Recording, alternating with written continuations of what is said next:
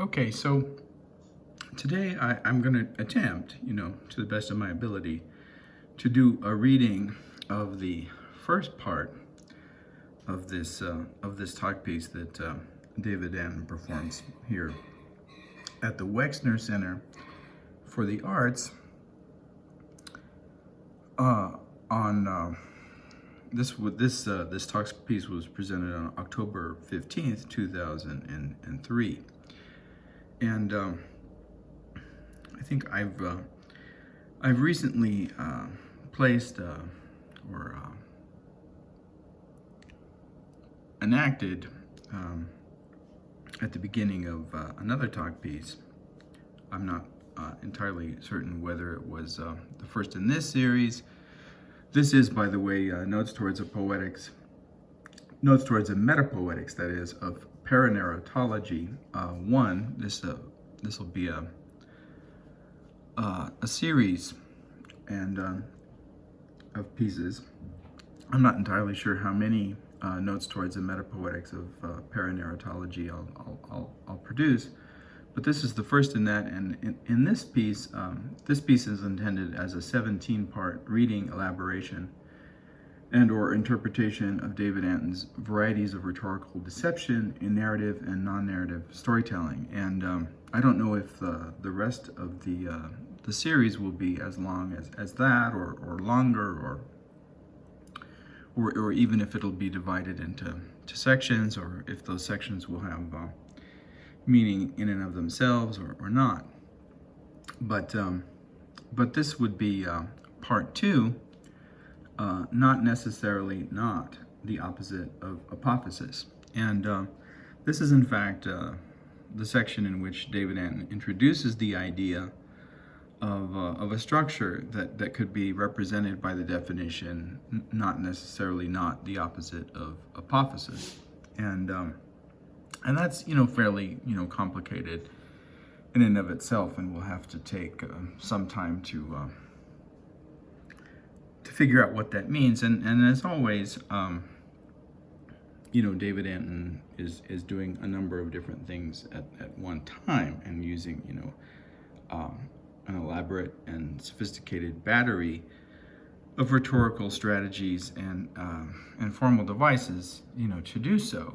And some of those devices are transparent, and some of those devices are opaque, and some of those devices are translucent, and some of those devices are deceptive, and some of those devices are semi-deceptive, and some of those devices are quasi-deceptive, and some of those devices are meta-deceptive, and some of those devices are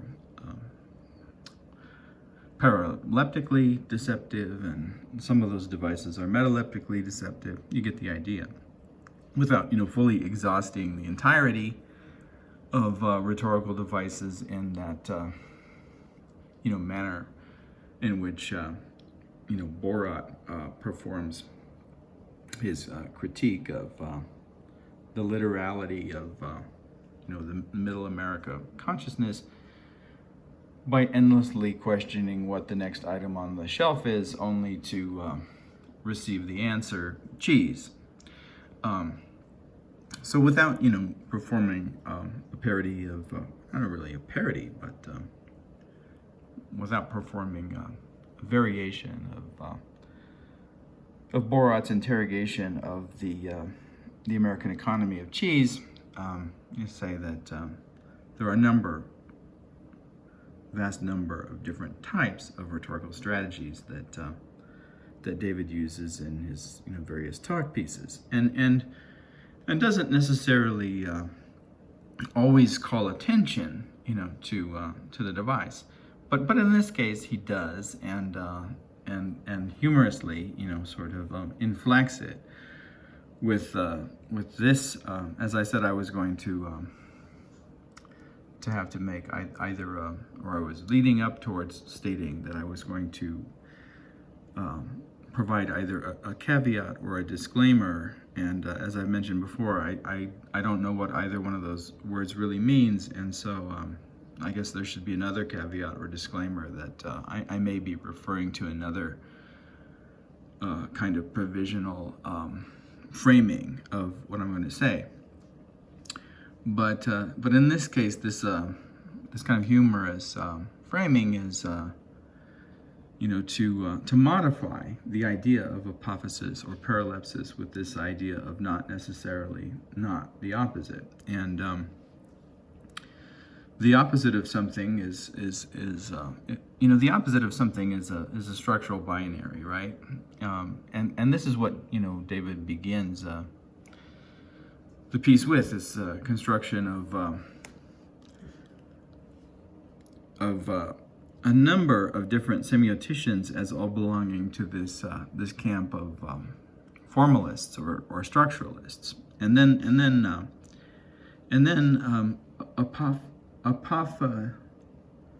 apophatically, perhaps, and deceptively, referring to him as belonging to the other camp. So you can divide. The structuralists like to divide the world between, binary oppositions. And so, David divides the world between the first division is, between the structuralists and everybody else. And of course, he's in the everybody else camp. And then later, we see this division, again and again. There's narrative, and then there's non-narrative, there's collage, and then there's non-collage, right? And of course, all of this is somewhat, tongue-in-cheek in the manner of that modifying construct, not necessarily not, right? And what is not necessarily not? That joke about the double negative. You can have a double negative is never a positive, and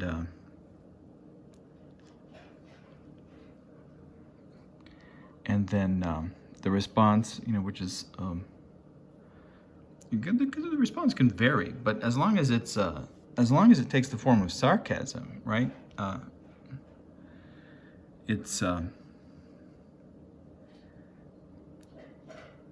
always a negative, isn't it? So if one responds to that, the two philosophers are having a sentence, and Aaron is observing them, and one of them, brings up Roman Jakobson's motor signs for yes and no, and it's almost a physical automatopoeia like functionality in the human universe, and another philosopher starts talking about logic gates of positive and negative, and ends with the line, but two negatives can never be a positive,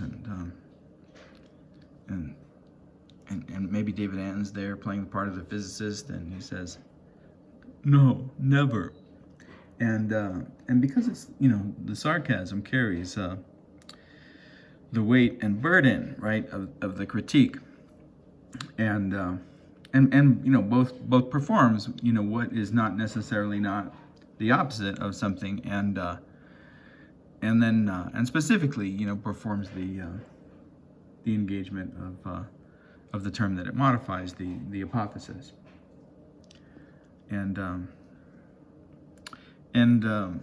but I was leading up to what I was going to perform as the caveat or disclaimer for the piece, which is that unlike David Antin, I'm an amateur speaker, and although there was a time when I was paid to lecture at university and to teach courses at university, I wasn't paid very much, but I think those that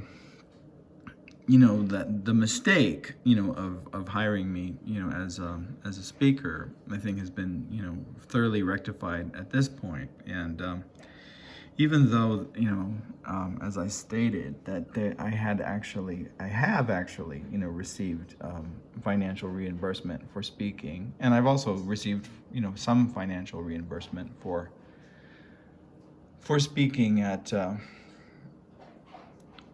in situations outside of university, including social service organizations and job placement organizations and various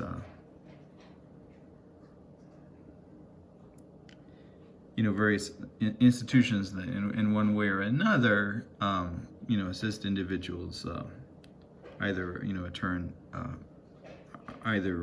to return to work or to face the challenges of integrating themselves into social community after being incarcerated, or overcoming certain psychological and cognitive obstacles that they might face in the workforce, or just learning to live on their own. That there's been such a considerable amount of time between my receiving financial award for those speech acts and today that I think I can safely call myself an amateur. And David, of course, is a professional. So if we can say and divide the world in this binary way that's non-formalist, right? Not necessarily not the opposite of a professional, because that's David's argument, that the way that his binary opposition of the world into collage and non-collage, and narrative and non-narrative, and then later, when he brings his former student in Kathy Acker, feminist and non-feminist, and the oblique comparison that he makes with Kathy Acker, between Kathy Acker and Valerie Solanas, framing the apophastatic argument, in which he discusses the feminism of Kathy Acker by not talking about the feminism of Kathy Acker, and by instead pretending to talk about Kathy Acker as a collage artist, which would make her a non-narrative artist, even though she's known as a novelist, and we generally think of novels as a kind of storytelling or narrativity, right? And in talking about her as a collage artist, and in performing the separation, the kind of performative binaryism. Can you binarize something? So he performs these performative binarizations, and like the way that we're divided. This one's a boy, this one's a girl, male, female, narrative, non-narrative, structuralist, non-structuralist, radical feminist, non-radical feminist, and it turns out that Kathy Acker isn't really a novelist or a storyteller, but it turns out that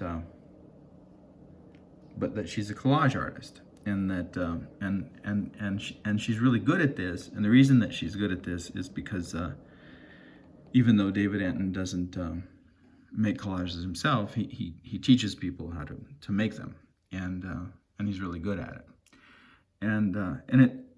And that's the section. We're really getting ahead of ourselves, but that's the section in which David also talks about the way that Freud's dream work, and you would think that Freud's dream work was really a theory of collage, and a lot of artists, including the surrealists, have used Freud that way as a strategy of collaging, right? Collaging images from the unconscious. But it turns out that Freud is, in fact, in the dream work, not arguing for the collage elements of the dream work, the displacements and the transformations and the condensations and things like that, but that is itself an apophastatic mask and deception for what's in fact a theory of narrativity. And then in Freud, if you read between the lines, you'll see that the collage and symbol-like condensations and displacements and carriages of the unconsciousness into consciousness really belies the classical structure, the classical narrative structure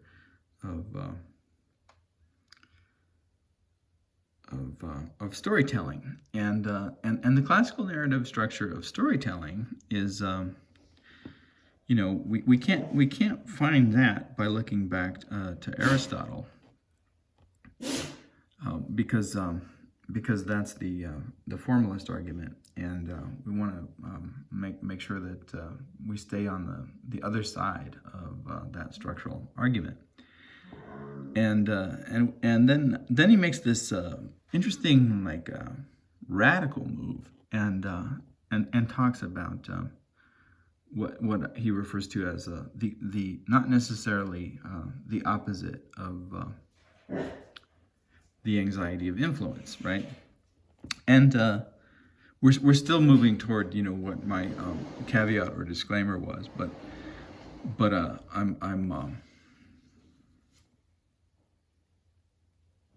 I'm performing a kind of a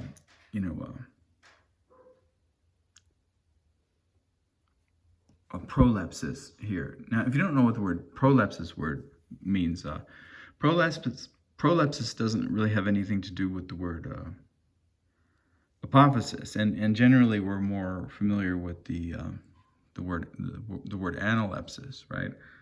So analepsis. So analepsis, as it's used in cinema, is just a flashback, right? So you begin a story, and then you get to this point, and some incident in the character's past, becomes important, probably, and the idea of analepsis is not, a Freudian, modernist psychological construct that tells us that. We have these events, perhaps traumas or significant events in our lives that that haunt us, and because of this, it's become, you could say, like a modernist narrative strategy to reveal these things, right? Anagnorici or anagnoreses of these various traumatic moments that explain, the motivations of the characters. But in fact, analepsis isn't just a modern phenomenon. It's ancient and belongs to Homer's Odyssey. There's always a moment in which someone's use of a shield, right, becomes the instantiating and causally sufficient incident to go back and re-narrate how that shield was made, and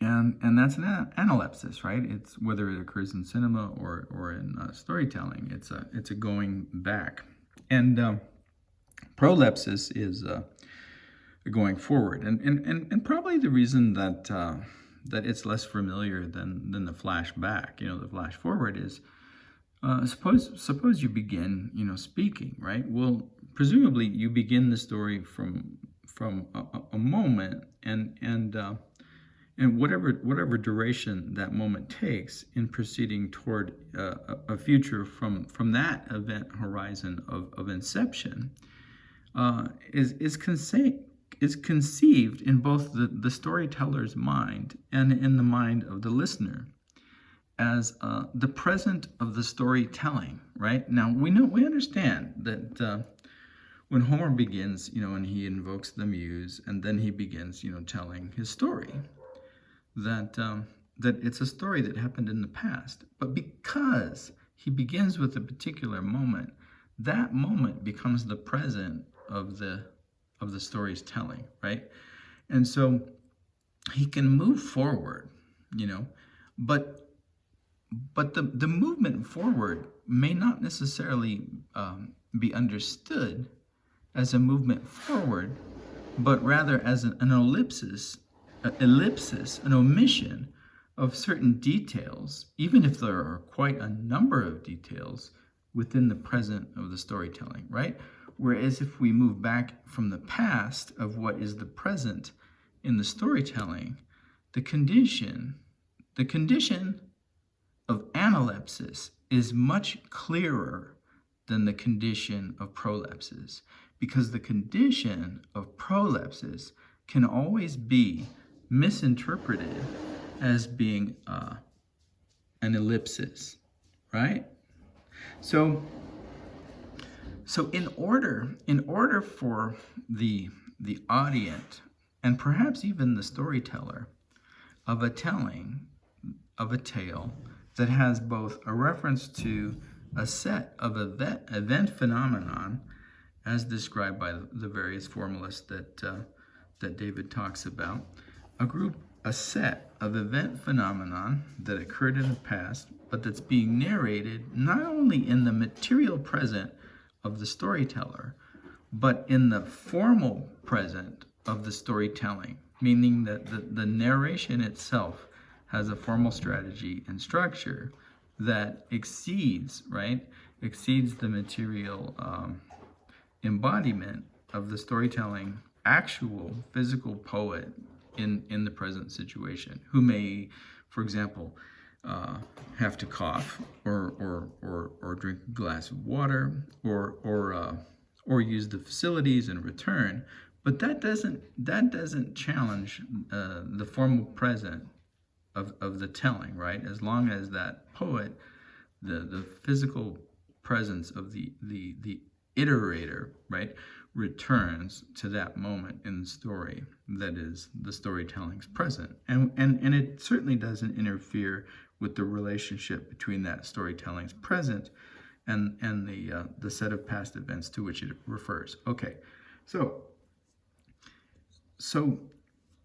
the storytelling's present when it returns to an event that precedes the inception of the storytelling's present is quite readily apparent as an example of analepsis or flashback. But when the storytelling is present, okay, here's an example, and then we'll get to the caveat and disclaimer. All right, so in let's see, I'm trying to remember what year this was. This was sometime in the 80s, and I was working for a program at UCSD called the Early Outreach Program, and this program, it was designed to help underrepresented students get into university, and underrepresented students were identified as students belonging to either a community or ethnic background or economic positionality that was underrepresented in university. So we helped students of color, we helped poor students, and the way that we did that was, we went to these various high schools and we made presentations and we talked about what kinds of courses one had to take in order to get into university, and we talked about grades, and we talked about resources that could be available, and we talked about the distinction between college prep classes and if one were tracked onto another class. So it was in a way like letting students know how they were getting sorted, because this was in the 80s, and Ronald Reagan was president, and there was a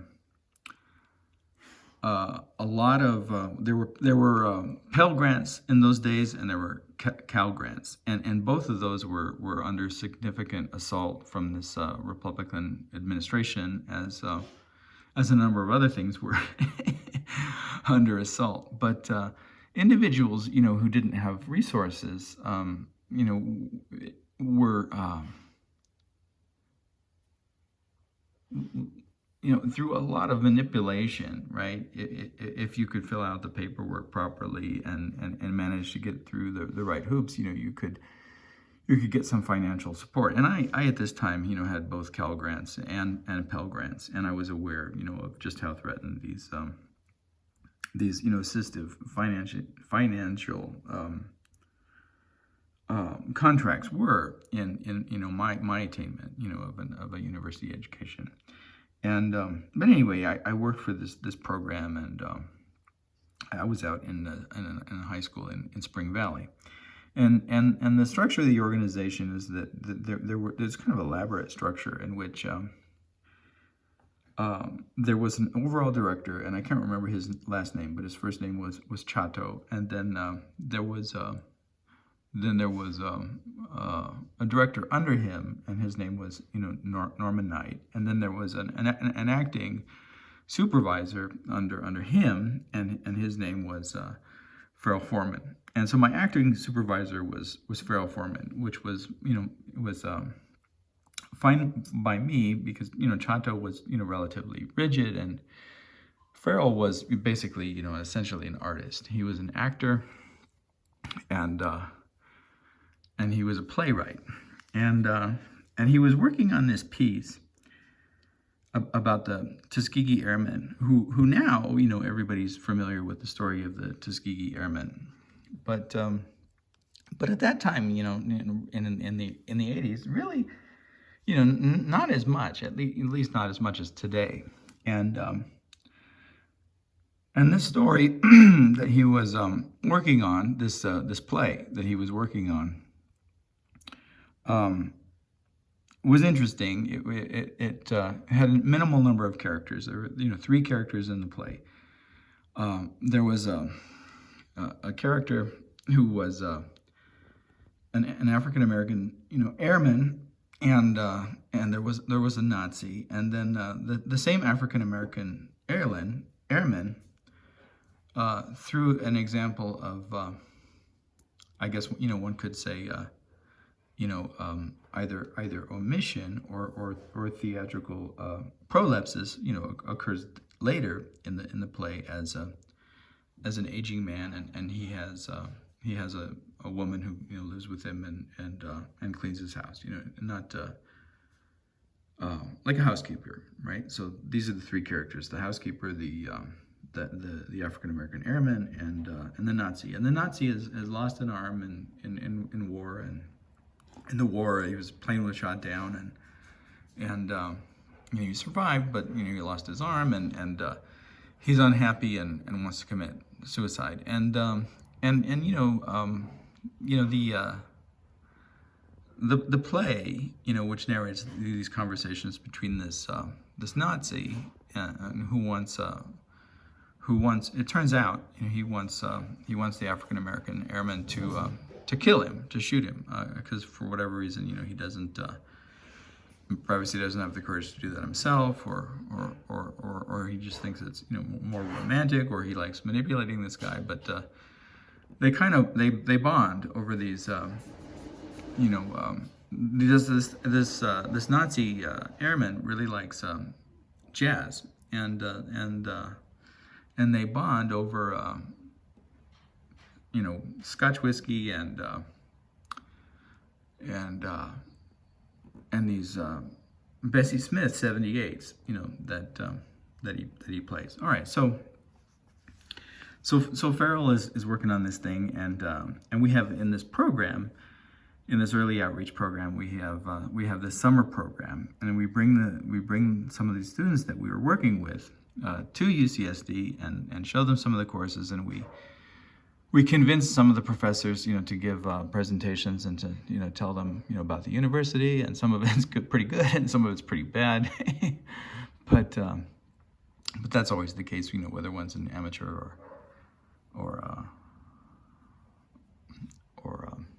professional. Oh, and before I lose track of the caveat or disclaimer, let's just return to that, and then we can move on with this story. That disclaimer or caveat, whichever one, as I said, I haven't looked up either one of those words, and I'm not sure I know what either one of them means, but is that I'm an amateur, and so I'm prone to digression, and I lack concision, and an amateur speaker, an amateur talking, and David is clearly a professional. You can tell by the way that he moves his hands, and by the way that he frames his stories, and most importantly, you can tell by the fact that he gets paid for giving these stories. And I know that he gets paid for giving these stories because years later, when I was at Stony Brook, and I knew that he was coming to New York from California, I asked him if he could give a talk, and he said, yeah, well, Eleanor and I don't usually give these talks unless we get paid. And so I, had to convince several different departments, including the art department, the theater department, comparative literature, and English, to chip in money. And Eleanor and David, got. I think I amassed, from these various departments, honorary promises of together, something like, I don't remember whether it was $5,000 or what it was, but a considerable amount of money. And he said, yeah, okay, for that much money, we'll come out and talk. And then the irony was when I saw Eleanor a couple of years later, and I said, hi, how are you? And she said, do I know you? And it's interesting.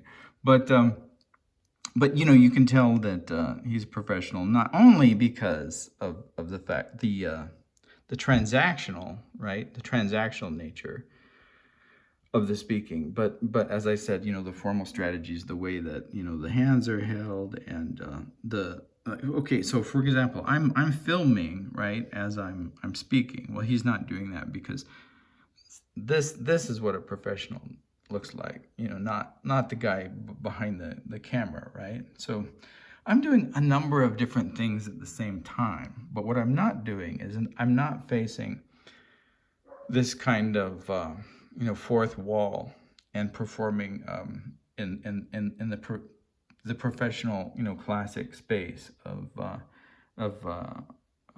discursive theater, of conventions, and conventions that relate both to the way that one presents oneself as in costume, the way that one gestures, the strategies that one uses in narration, and certain performances and failures to perform digressions. All right, so that was the caveat and or disclaimer.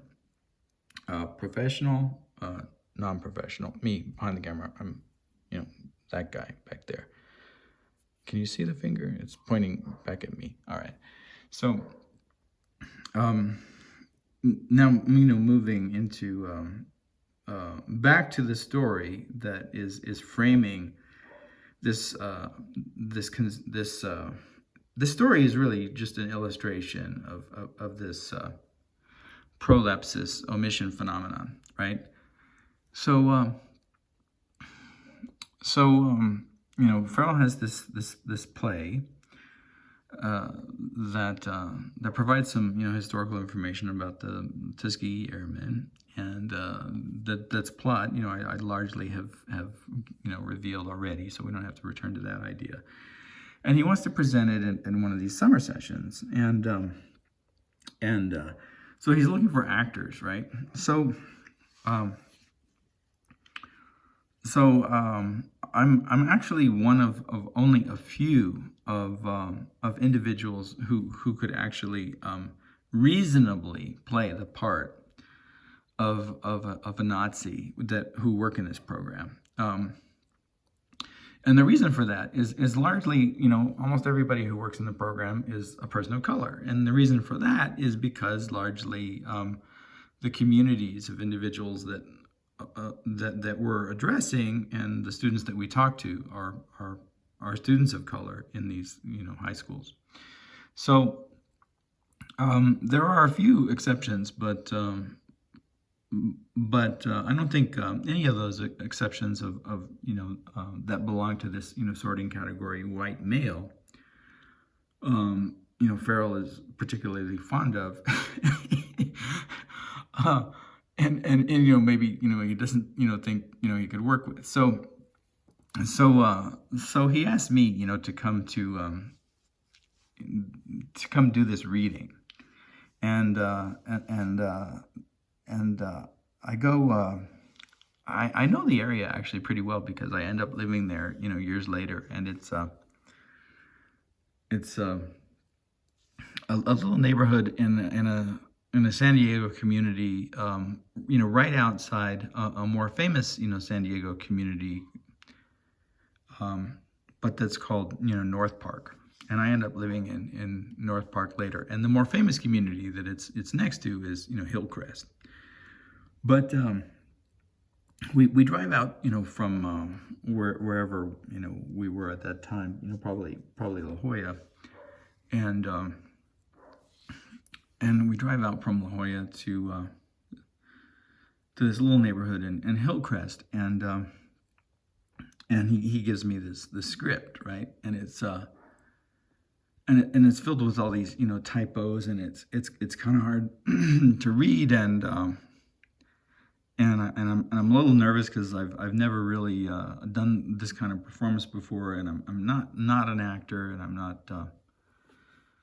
not good at lines, and I kind of freeze up under these conditions of observed reading anyway, and as individuals who know my story will be aware of, I have this dyslexia, dysgraphia, dyscalculia continuum thing that makes it really difficult. Makes it really difficult for me to read anything that isn't a sight word, as well as causing other problems in my life. But we get there, and I have this script, and there's this young, very handsome young African American man who clearly is an actor, and has some background in the theater, and I don't know if he's receiving the script for the first time or if he's familiar with it. But he reads these lines beautifully, right? And in character and with a lot of feeling, and even if I can read something or have memorized something, I'm not expressive in that way. Not really. My what would you call it? My speaking persona, and the way that I articulate, right, breaks in understanding and inflections of syntax is through rather long and extended pauses, rather than that more conventional sort of rising, falling tone that people use as an example of expression. So I'm not good at, like, David would go like, well, like stuff like that, right? I don't do that. I will take a breath in and hold for a pause. But this can be, pretty exasperating for people who aren't, familiar with this particular, formal style of what could say worrying communication or phrasing, right? So my phrasing is very different and unconventional, and this young man, seemed to be, trained, and so he's reciting these lines, and they're beautiful, and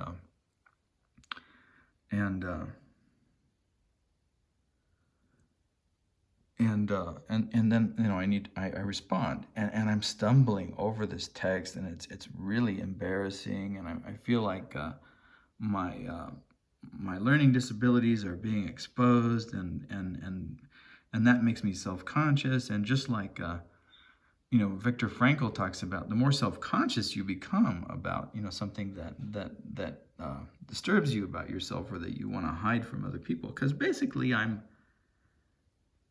passing, right? I mean, I've been passing my whole life. Like, I don't ever, come out as, hey, look, I have this learning disability, and I have this dyslexia, dysgraphia, dyscalculia, which we didn't even know those words at the time. Continuum, and this is why I'm doing this. And basically, I passed, right? So, I'm becoming self-conscious. I'm starting to sweat. It gets worse and worse and worse. We get through this thing, and I'm fairly humiliated. And I think, okay, I'm not gonna, definitely, he's not gonna hire me. He's gonna hire the other guy, but he's not gonna hire me. And we get to the car, and I'm, kind of like, bowing my head and feeling really bad. and Lori says, you know, I love you, and I'm like, why? You know, because like I feel so bad about myself, and you know, she rubs my arm and makes me feel better, and you know, it's like it's okay, it's okay. So you know, a couple of days later, okay, so here's this is the prolepsis right here. Okay, cut to, right? Cut to, you know, a couple days later, and Farrell calls me in and to his office, and he says, okay, so the guy that read with you isn't going to be part of the performance, and I think I'm thinking he's going to say, and you aren't either. But he goes, but you and I, you know, can do it together, and then Claudia, you know, who also worked for the program, and she actually was in the acting department, in the theater department at UCSD, is going to, you know, play the part of my house cleaner, and I'm going to play both. I'm going to play both. And Farrell was at this time, you know, maybe in his 40s, but looked more like, you know, in his 50s, and and I'm all of I don't know what, you know, like 22 maybe, I don't know, and 22 or 23, and I'm supposed to be playing this guy that, you know, presumably this Nazi, you know, Air Force, you know, captain or whatever he was, is older than this young man who he's trying to convince to kill him, and that was somewhat amusing to me. And then he could certainly, you know, play the part of the older guy, but what we really needed, somebody, you know, younger. And Farrell says, and you'll play the Nazi, right? So okay, so I was fine with that, and I, you know, and I figured, you know, okay, well, once I get a script, you know, that's a little cleaner, I can actually read the lines and then, you know, memorize them, you know, I should be okay. And it turned out that I can't really do a German accent any more than, you know, Hedgehog can do either a Southern accent or do Bob Dylan. But fortunately also, Farrell's wife, you know, Sandra Foreman, was really good was a really good acting coach, and so you know, with a lot of work, I could fall within, you know, the acceptable boundaries of what, you know, a young, you know, one-armed, you know, Nazi officer might sound like, and it all worked out. All right, so then it's summertime, and we're performing this for, as I said, you know, students who've come from, you know, all of these different areas in San Diego County to UCSD for this summer event, and are staying there and receiving,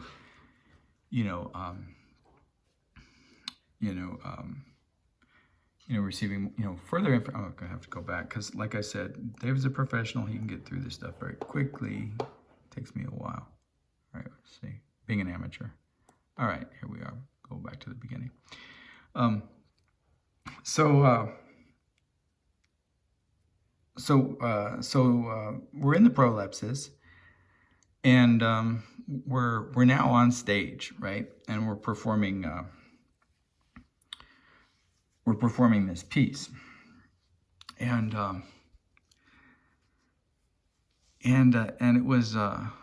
it was summertime, as I think I mentioned, and in part of, and this is let's make this prolepsis jump all the way to let's make it jump all of the way to the final performance. And in the final performance, Sandra, you know, my acting coach and the director of this particular performance, has substituted the in the piece. You know, we drink a lot of whiskey together, or scotch, I guess. We drink a lot of scotch. I'm not even really sure whether it was supposed to be scotch now or whiskey, but whether this Nazi officer had a taste for American whiskey or not. But well, we listened to these Bessie Smith 78s and maybe some other, you know, music as well. I can't remember in specifically, you know, what it might have been, and and we drink this scotch and we have these conversations, and it turns toward, there's a part where I narrate how I lost my arm, and how there was blood everywhere, and it's this monologue where they, one of those monologues where they change the lights and you get to walk up to the audience and look up at the sky, and it was, for me it was kind of embarrassing, but just because I'm not an actor in that way, right? That fourth wall kind of conventional way. But it was fine, and within that context, and I'm sure that there weren't a lot of members of the audience that would have insisted upon a more avant-garde or experimental approach anyway. So we do a lot of drinking, and on this final performance, I guess Sandra thought that it would be funny to substitute the water that we had that represented scotch, and I think that was there must have been some kind of dye placed in it so that it looked like scotch, right? Like whether that was Coca-Cola or caramelized something, I can't recall. And so in the final performance, our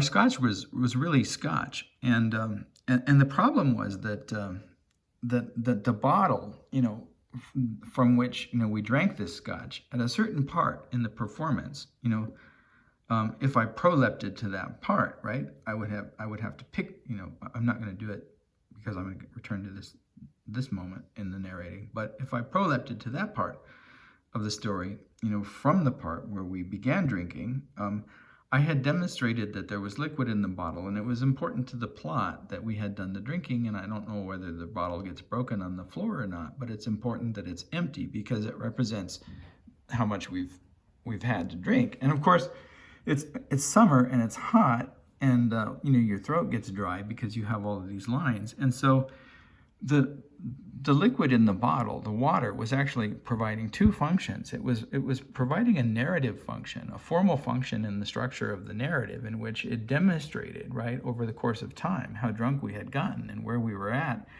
and why I would perform this ridiculous monologue describing how I was shot down in the plane, and why I would allow myself to admit to this young African-American pilot that I didn't want to live anymore, and that suggest to him that he should shoot me. All right, so it was important to the plot, but it also provided this very practical function in terms of our ability to get through this performance in the summer heat. And as I recall, there wasn't really good air conditioning in this building where we were performing, and and my throat's getting dry right now, and I'm going to reach for my coffee and abet or alleviate that problem. But this was another one of the functions that this water had, right? So it belonged to the mechanics of the physicality in which we existed as actors on the stage. Part of the apparatus of supporting our ability to perform, but it was also part of the formal structure, right? So in that sense, it belonged both to that that ability, right, to hide, right, the terms under which the present of the storytelling could be conducted into its durational future, and acted as an element, within the course of that duration that explained the relationship of the characters' mental states, right, to the unfolding of the events. All right, you get it. So Sandra put scotch in our scotch and took out the water, and unless Farrell and I, and without telling us, and so unless Farrell, and I, figured out a way to get rid of the scotch in the bottle so that we could get to the scene in which I demonstrated that we had consumed all the scotch. We basically had to consume all the scotch, and it was a pretty good joke, but the problem with the joke is that it was hot and it was summer, and under the conditions of the stage in that particular, physical duration set, we got fairly toasted. And there was a moment in which Farrell was supposed to utter,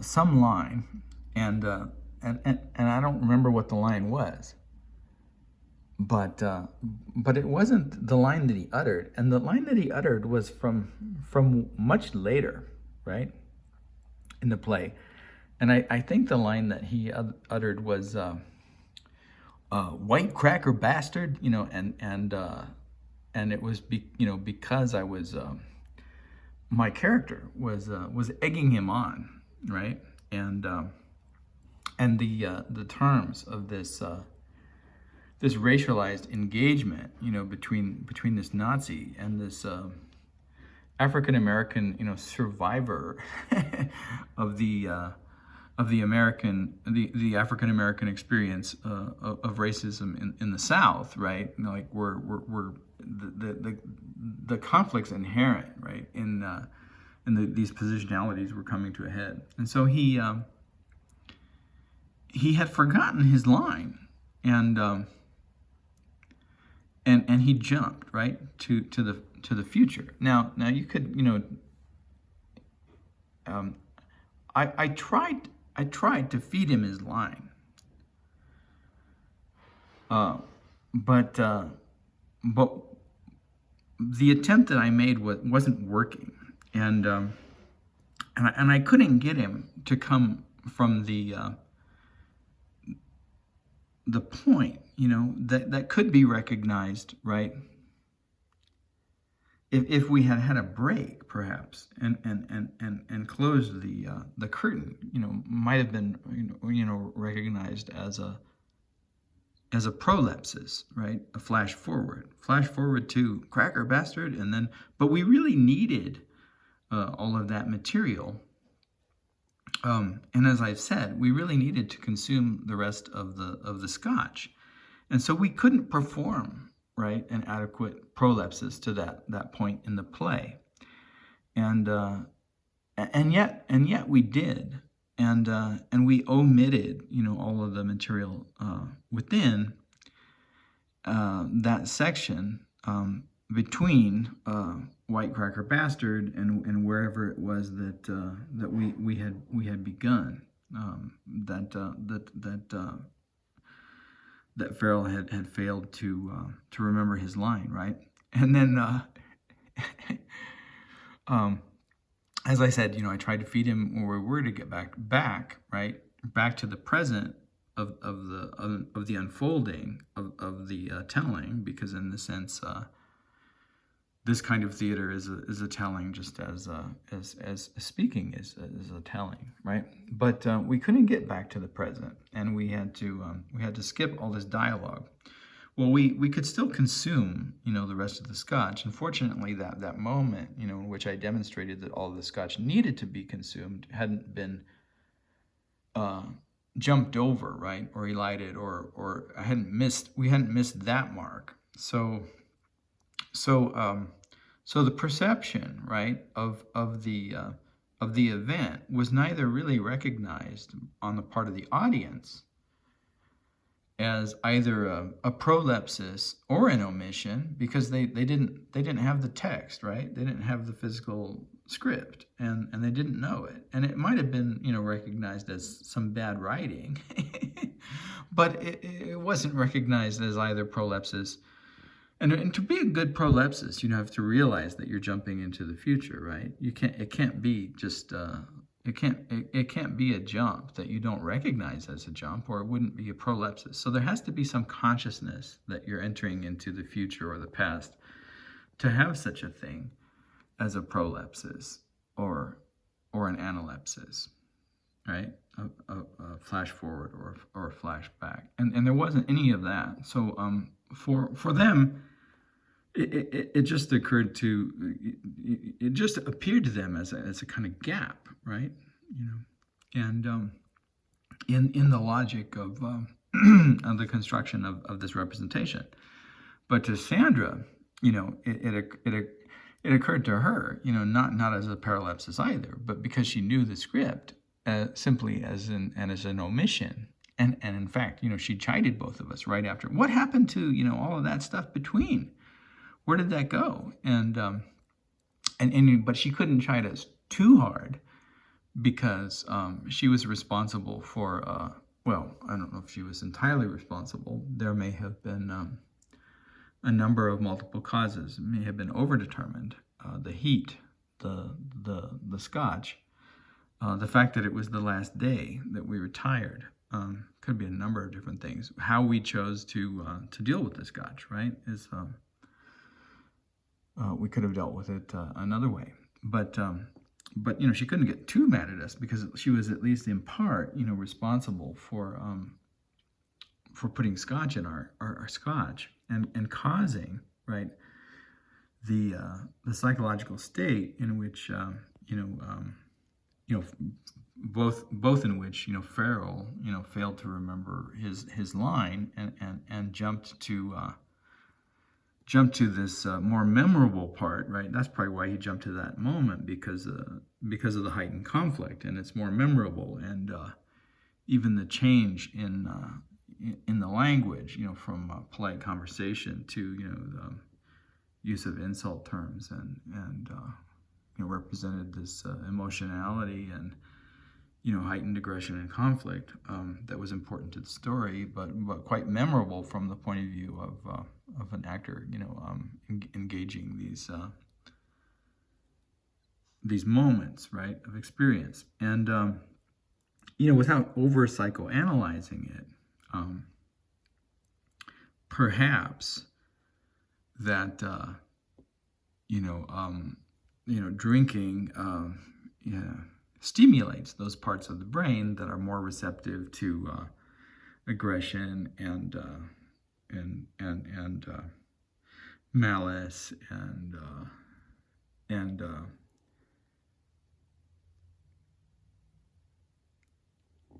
loosens one's inhibitions, right, from and perhaps even more than loosening one's inhibitions from using these kinds of terms, but provides a kind of motivation for receiving pleasure from the use of certain prohibited terms. So that also could have been the reason why. So Sandra laughed it off, and then we went out for drinks later. But that whole story is intended to narrate, right, how prolepsis, right, is a little slipperier in recognizing than analepsis. But let's go back, and in going back, let's perform an analepsis in terms of where we are now in the storytelling as a present duration, and beginning here.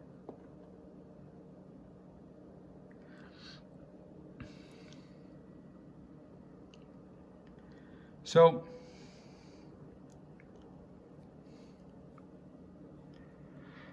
the terms under which and I have to keep a lot of this in mind. This is only going to be the first part of David's discussion, but as I said, there are a number of things that he says that I want to try to remember and get across, and the relationships that he sets up between these terms, right, that are deceptively performed through under the conditions of what is not necessarily not the opposite of apophasis, and so one of the places to begin is with this idea of collage versus narrative, and there are several there are several figurations made of this this not necessarily not construct, and one of the first configurations of the not necessarily not construct involving the distinction between collage and narrative is through David Antin's reading of the early 20th century poet Apollinaire, the French war poet Apollinaire, and in this piece, he does readings of.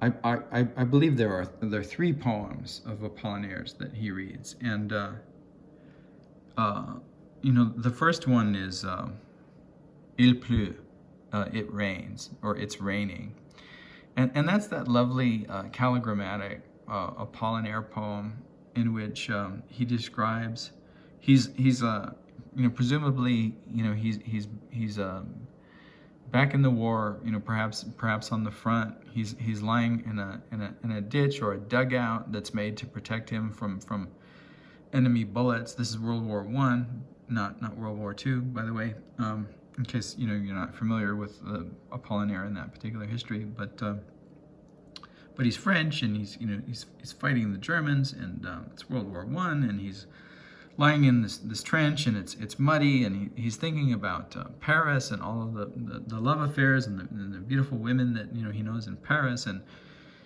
it's raining, and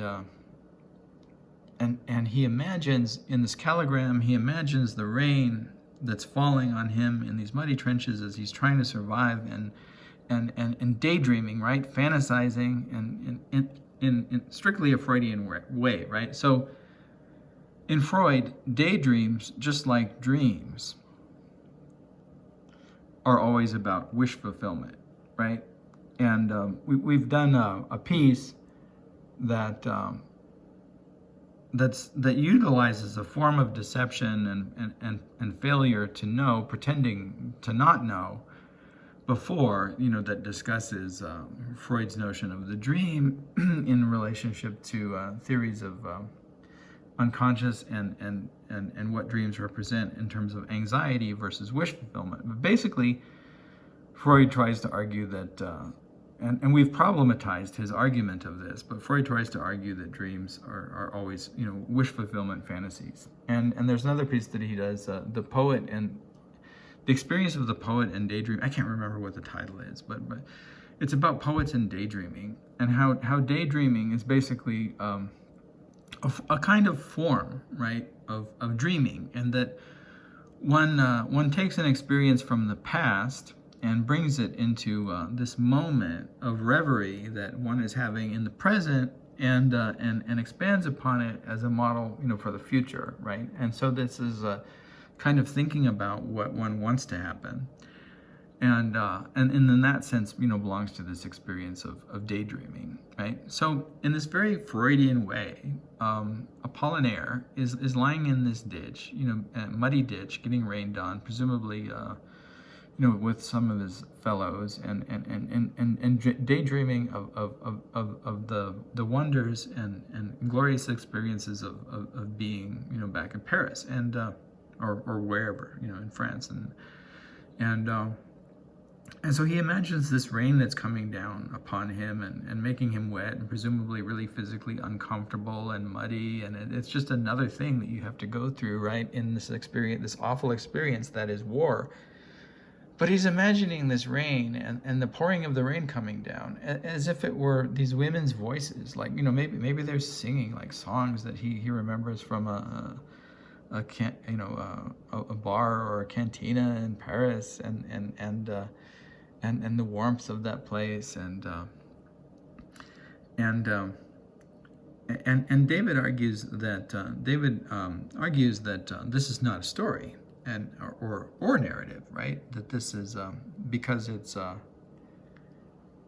represented in this calligrammatic form, like that. No matter what story that we put there, it's not a story, and it's really not about revealing experience, to us, but about the radical distinction between lying in this ditch somewhere and the surface of this page, the materiality of this page that can never capture that experience. And so it more profoundly relates to the idea of collage than it relates to the idea of story. And because and then he performs this radical reinterpretation of Freud, in which he argues that the dream work and the collage-like, right, displacements and condensations of the dream work are in fact a form of storytelling, not true collage, right? And that's the first. I think that's the first Apollinaire poem that he does an interpretation of. And then there's I can't remember what the name of it is, but there's there's that famous Apollinaire calligram in which he represents the Eiffel Tower in the form of words, and the words are something like never shall whatever the French spirit of freedom, I don't remember really what it is or whatever, submit to the tyranny of the Germans, but the Eiffel Tower will stand and defend our freedom like as if it were a part of our soil sticking out its tongue, right? Like, so the Eiffel Tower is imagined as this tongue, sticking itself out at the Germans and saying, whatever, F you or whatever it might be saying, and probably uses the word liberty or something somewhere in the poem, and it's not a story, right, in the traditional sense, but one interprets it as a story because one interprets the speaker, like, okay, so that the Eiffel Tower takes on the quality of the speaker, like sticking its tongue out, right, at this sort of paralinguistic act that like refuses to submit to this Prussian spirit of war or colonialism, whatever it is that's threatening this French idea of liberty. And it's sort of a nationalist poem, but it's but the statement that it makes, right, is of this kind of patriarchy that belongs to this narrative experience, and it's a narrative experience that harkens back to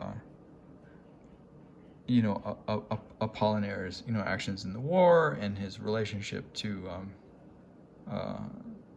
these ideologies that under which he was submitted to certain conditions and to certain events, and then I guess where the real narrativity would come in, if it were narrative, would be in even after all of this, right? Like, and presumably he doesn't want to go back to those muddy ditches, and we already know that he would much prefer being in a bar or cantina or someplace drinking where women are singing, or at least talking to him. But still, even after all that, like he's willing to envision himself as the Eiffel Tower sticking its tongue out at these Germans and refusing, right, to either admit defeat or to say, I've had enough, right? That he makes this claim that never will these the spirit of these French patriots surrender to the conditions and terms of a German peace, and that would be where the narrative, in terms of that other aspect that David talks about of narrative, emerges, right? But David says, but no, that's not there. That can't be what the poem is about, because the difference between the the representation of the Eiffel Tower in these words represented on the surface of the page, and what the Eiffel Tower actually looks like as a three-dimensional object, is in fact what the real meaning is in that poem, and that has to do, and that's collage, right? And the way that these words are distributed on the page to represent the Eiffel Tower, like it has much more to do with that kind of representational strategy that, say, is utilized by René Magritte in Ceci n'est pas un pipe, right, than it does with a representation of any either storytelling which begins in the present or connected to a significant duration of actions in the past that storytelling is in fact narrating, right? And then the third one, and I won't talk about it very much, I believe he moves away from Les Calligrammes and returns to, and I'm not sure whether this volume was published before or after the Calligrammes, but Alcool, and talks about that poem in Alcool in which Apollinaire imagines that all of the dead are rising, from their graves, and but it's not scary or gothic or horrific or anything like what you'd see, for Halloween in cinema today, but rather, this sort of a Dia de los Muertos engagement of the return of all of these beloveds from the past, these lost loves, and grandfathers reunited with grandmothers, and uncles who never got to see their nephews, meeting their nephews for the first time, and lovers coming back and being able to reunite with their loved ones. And I can't remember why or how he describes this this particular poem as being non-narrative, but I think it has to do with the fact that it has a certain meter, or perhaps it has a certain rhyme scheme, and so what the poem ultimately becomes about is about the relationships between that meter and that rhyme scheme, and the words that are utilized, to convey relationships among these parts, and not to this only apparent story that it tells about these individuals returning from the other side to reunite with those individuals, still exist in our world of the living. Okay, so that's the outset of this first part, and this is a 17-part reading, elaboration, and or interpretation of David Antin's Varieties of Rhetorical Deception in Narrative and Non-Narrative Storytelling. But that title is deceptive in terms of what David does, because his presentation here only exists in 16 parts, and that 17th part was in fact what this individual whose name is Michael Mersel does when he introduces this particular piece, right? So David's talk is divided into 16 parts, and today I'm talking about the first of those 16 parts. And what I've talked about so far in the way that David constructs the idea of the not necessarily not, the opposite of apophasis, and then his introductory remarks on Apollinaire is and I don't know how many divisions that we could make in this first of 16 parts, but it belongs to the first part of this discussion within this first section of 16 sections. So then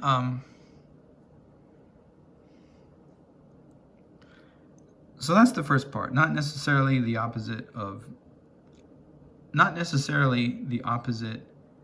apophasis as a figure to talk about what is not necessarily either, what is not necessarily not the opposite of collage, or what is not necessarily not the opposite of narrative. And so in the second example that he provides, he turns to one of his students, to his student Kathy Acker.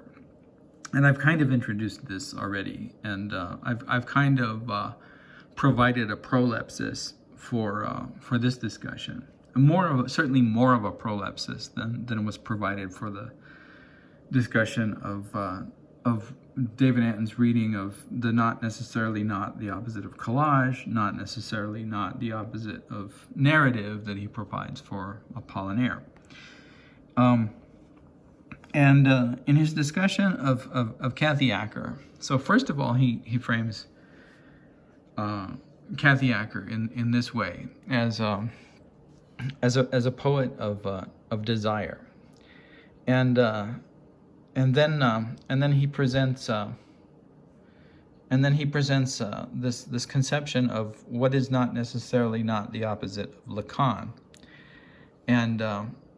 and he uses apotheosis to do this, and the apotheosis that he uses is he states, I'm certainly not going to read Lacan from the structural perspective of Deleuze and Guattari, who argue that Lacan's idea of desire and passion as emerging from lack is a misreading and misunderstanding of the energies and dynamics out of which desire emerges from plenitude, and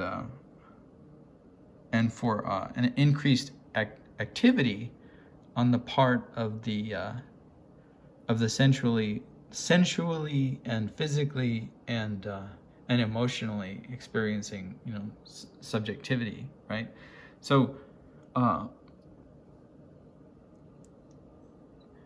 where Lacan, and then he performs a number of paraleptical moves. I'm not going to say, and he laughs, that Lacan was wrong, and that desire is a fullness and an energy. I'm not going to say that this notion of loss belongs elsewhere and belongs to a part of the narrative that is an engagement, of the subject with an experience that challenges, right, the conditions under which the subject can survive, and that passion, right, and desire emerges as a response to the attempts of the world outside to destroy the subject, not as a condition under which an emergence towards desire, or not under which the conditions of desire emerges, right, as I long for ice cream because I don't have ice cream, right? So he uses apotheosis to talk about that, and then he uses apophasis. Did I say apotheosis?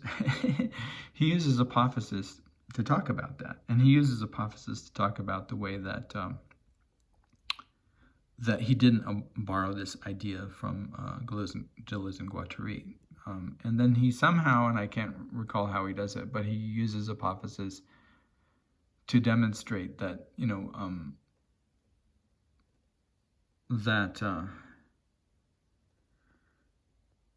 that he's going to talk about Kathy's work as a narrative, right, of radical feminism, but not by talking about it.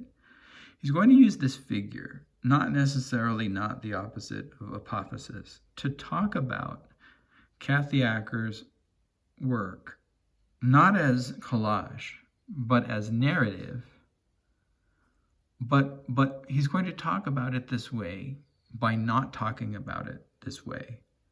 but rather by talking about it as if she were not a radical feminist novelist narrating and storytelling, utilizing the terms and conditions of these material selections from other novels and reinventing, for example, Dickens, Charles Dickens, right, and Great Expectations and all of the patriarchal underpinnings that belong to such types of expectation and how they're gendered, or reinventing all the other found objects and textualities that she works with, and weaving them into these complex and in some sense positively, right, convoluted and digressive narratives out of these materials in a story, but to talk about the way that she pastes these stories together very carefully, right? So by talking precisely about the opposite of what he's going to talk about, he's going to talk about narrative in Kathy Acker, and there's another term that he derives, right, from this construct of the not necessarily not, which relates not so much to prolepsis, but to the idea of ellipsis, and particularly of ellipsis as elision and this slide. So that the way that that one can talk about, and he doesn't, this is all done apophastically. The way that these paralepses turn is that he talks about Kathy Acker's, the feminist dimensions of Kathy Acker by referring to the social zeitgeist and the period in which he first met Kathy Acker, and discusses Valerie Solanas and Valerie Solanas' shooting of Andy Warhol, and it's via this slide within the ellipsis that belongs to the figure of not necessarily not the opposite of apophasis. So within the figure, not necessarily not the opposite of apophasis, there's a figure of elision as slide, and a slide as speaking at slant angles or indirect discourse. And within that figure of indirect discourse that's primarily, right, constituted by the speaking of Kathy Acker as framed within this context of Valerie Solanas and Andy Warhol, he allows himself to speak of, via this figure and via paralepsis, and the not necessarily not the opposite of apophastatic epileth, paralepsis, because in some way Andy Warhol was like a teacher to Valerie Solanas. He allows himself to speak of his relationship with Kathy Acker, he playing the part of Andy Warhol and Kathy Acker playing the part of Valerie Solanas. And it's in this construct of the slide of elision that he allows probably the profoundest part of the discussion to emerge, which is as a kind of what I would call, not necessarily not the opposite of the anxiety of influence. So to understand this figuration of the not necessarily not the opposite of the anxiety of influence, one has to understand this figure of Harold Bloom and the Oedipal conflict that emerges as a theory, right, of literary influence in Harold Bloom. So in Harold Bloom, the young man, because it's always gendered, right, and who's learning his craft, right, learns from these fathers, and these fathers are like these great canonical writers, the Miltons, maybe the Blakes, the Shakespeare's and whatnot, they're all white, old white European males, and one learns his because it is a him, right? It's this patriarchal construct. It's the father passes down the wisdom of the patriarchy, and then in at some moment, in order to mark himself as a unique voice in this configuration of voices, and to hold this phallic power of the poet, he has to kill his father, and he does this symbolically by erasing the memory of his father and challenging the premises and precepts of the poetry and poetics, from which his father emerged, and presumably his father did this too, and symbolically murdered or castrated whoever preceded him, so that Shakespeare killed Homer, and Homer killed whoever it was that we probably don't know who that might have been, but maybe one of the muses or whatever. But there were no male muses, so it doesn't really work. There are a number of problems with the idea, and muse is one of those places where I guess the muse would be like Athena in the Harold Bloomian construct, where the way that she helps Perseus and Hermes and Athena help Perseus, and they give him all these weapons, and they go out and kill the monster. So maybe the muses are like that. Go out and kill Shakespeare, whatever it might be. So in this figure of the not the opposite of apophasis, David gets at this idea of that before the child, before the son, desired to take power from the father, this Promethean kind of way that Harold Bloom articulates in The Anxiety of Influence. The father was always wary about the power being taken from him, right? As in the other Greek stories that Harold Bloom doesn't have much relationship to, but in the castration of Uranus, and in the castration of Kronos, later by Zeus, and this chain in line of castrations. And so David can demonstrate this, by being unable to tell the story of Kathy Acker's feminism, but having to displace it, right, onto this figuration of Andy Warhol and Valerie Solanas. In other words, that the threat, right, of symbolic death and castration is so great that he can't even talk about the relationship that he has with his actual student Kathy Acker, but has to displace it onto this historical figuration of Valerie Solanas and Andy Warhol. So Lori's leaving, so I have to say goodbye. So I'm gonna cut out, and I'll cut back in. Okay, so she's gone off to work now, and we're back. And as I said, that's probably the most radical, right, form of that's probably the most radical moment in framing like these narratives of and the distinction, right, between these sets of binary oppositions and what might not necessarily be the opposite of them, and the reason that I think it's radical and challenging is because rather than seeing the dissemination of the power, right, of lyricism from this past, it's always engaged as an anxiety of the present, it being stolen, and it's not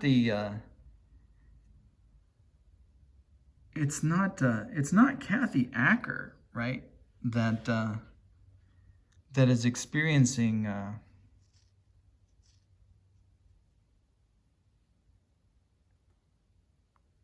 an anxiety of not measuring up to the patriarchal potency of her teachers.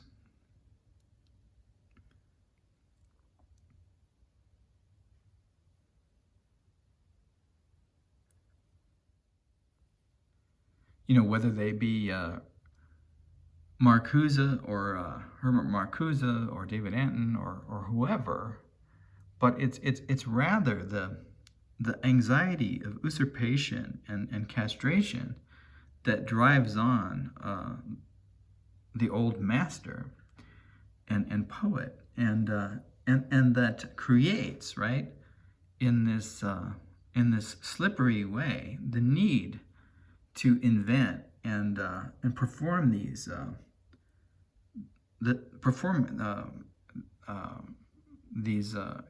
acrobatic uses of deception, and that one could say that do belong to the dream work, the condensations and the displacements and all of this, because the anxiety is too great, right, to meet the unconscious fears and anxieties, head on, and to say that, and what's really wonderful about the way that David performs it is that he does it all through this kind of figuration of the not necessarily not the opposite of the apophasis, right? Not saying that he thought that Kathy Acker was really scary and trying to castrate him, but by talking about collage, by not talking about it, he manages to talk about it, and to talk about it in such a profoundly and personal way, through not talking about it, and by being credited, right, for the careful precision of Kathy's use of collage, when anyone who's read these expressionistic and often vulgarly expressionistic narratives of Acker's would find anything the opposite of straight edge, right, or precise, and that's precisely the power. And then of course what lurks under that is that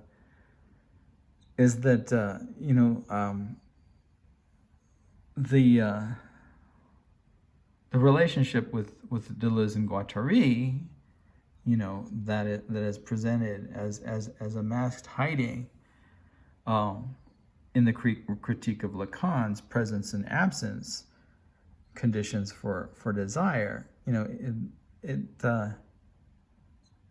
That the messiness, right, of Deleuze and Guattari, and the body without organs, and the desiring machines, and the history of transformations, even to get to desiring machines, all the way, that begin with influencing machines and proceed to desiring machines, and then are taken up in cinema as dervish machines and shaman machines, and all of this, the trajectories and loops in the construction of these figural apparatuses that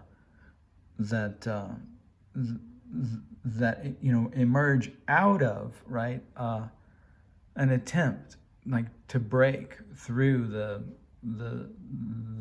neat and tidy and one could say fastidious, right, formalities of structuralist thinking and formalist thinking, are precisely what Antin sets himself up against, these fastidious and formal, the tediousness of those apparatusness that are embodied, so fully by writers like Acker and by thinkers, like Deleuze, and particularly as he works with Guattari in either Middle Plateau or anti-Oedipe, right? And that too is a kind of a pun in coming back to the challenge that David makes to Harold Bloom in this figure of the anti-Oedipus as embodied, by someone like Kathy Acker, who is anti-Oedipus, not by virtue of the fact of a lack of anxiety on her part, but by a presence of anxiety that so extensively, right, goes out of its way to avoid, the discussion of, both what story might be, as it appears in these radical texts of Acker's, but how it can only be, right, addressed from this point of view of what it is not necessarily not the opposite of. And that's a nice moment. And there's a little bit more that David actually performs and gets at in this first of these 16 sections. But because, again, as an amateur, I'm not as capable of concision and condensation as a professional talker is. I'm going to leave that. I'm going to perhaps allow that to be part of the omission, right? And when we return, to section 2 of the 16, which constitutes 17 overall because of our inclusion of the introduction by Michael Mersel. When I return to the second piece, one can regard the movement made here and in terminating this as either an omission or because in some ways I've provided a kind of proleptic, right, meta discussion of what I'm leaving out. One can regard it either as an omission or as a discursive prolepsis.